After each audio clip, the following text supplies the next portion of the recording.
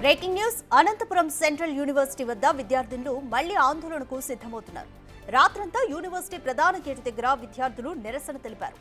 Ladies హాస్టల్లోని బాత్రూంలోకి కొందరు తొంగి చూస్తున్నారని విద్యార్థులు ఆరోపిస్తున్నారు.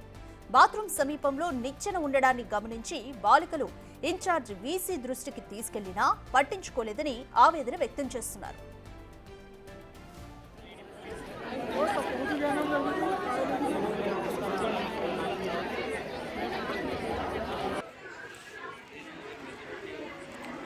பயப்படாம இருப்பேன்.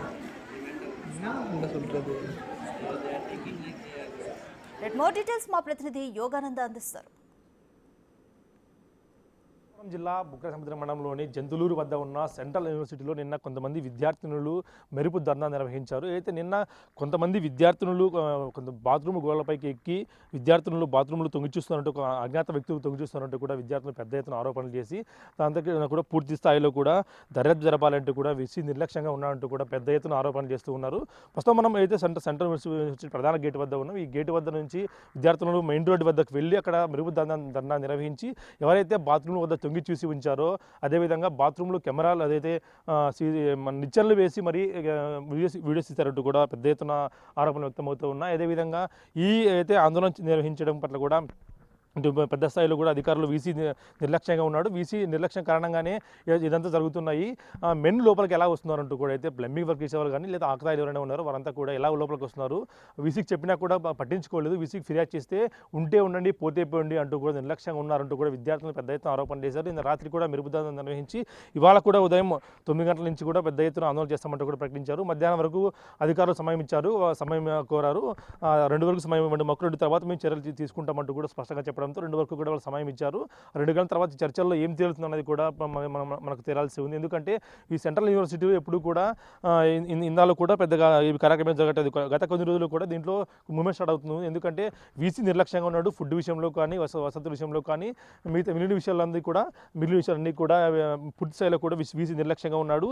అయితే వీసీ కోరి కూడా నిర్లక్ష్యం కారణంగానే ఇవన్నీ జరుగుతున్నాయంటే కూడా పెద్ద ఎత్తున విద్యార్థులంతా కూడా ఆరోపణలు చేస్తూ ముఖ్యంగా ఇది బాత్రూమ్ గోడల వద్దకు వెళ్ళి అజ్ఞాత వ్యక్తులు కానీ లేదా ప్లంబింగ్ చేసే వ్యక్తులు కూడా నిచ్చెన వేసుకొని యువతుల బాత్రూంలోకి తొంగి చూశారంటూ కూడా దానిపై ఆరోపణ వ్యక్తమవుతూ ఉన్నాయి. దీనిపై సమగ్ర విచారణ జరిపించాలి.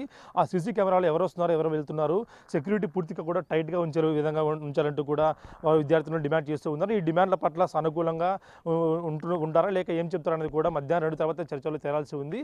ఉదయం మరి కాసేపట్లో కూడా ప్రొటెస్ట్ నిర్వహిస్తామంటూ కూడా విద్యార్థులు తెలుపుతున్న పరిస్థితి ఉంది. అయితే అజ్ఞాత వ్యక్తులు లోపలికి ఎందుకు వస్తున్నారు, వాళ్ళకి పర్మిషన్ ఎవరు వస్తున్నారంటూ కూడా విద్యార్థులు ప్రశ్నిస్తూ ఉన్నారు. దీని పట్ల అధికారులు ఏం చెప్తారు, ఎందుకంటే వీసీ ప్రస్తుతం మనకు అందుబాటులో లేడు.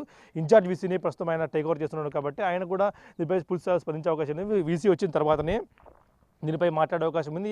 వీసీ ఇవాళ మధ్యాహ్నం 2 గంటలకు వచ్చి విద్యార్థులతో చర్చలు జరిపే అవకాశం ఉంది. ఆ తర్వాత పూర్తి స్థాయిలో ఆందోళన కార్యక్రమాలు జరుపుతారా లేదా ఆందోళన బంద్ చేస్తారనేది కూడా మాకు తెలియాల్సి ఉంది. ఎందుకంటే విద్యార్థులను ఆత్మగౌరవ అంశానికి సంబంధించిన అంశం అంటూ కూడా విద్యార్థులను చెప్తూ ఉన్న పరిస్థితి.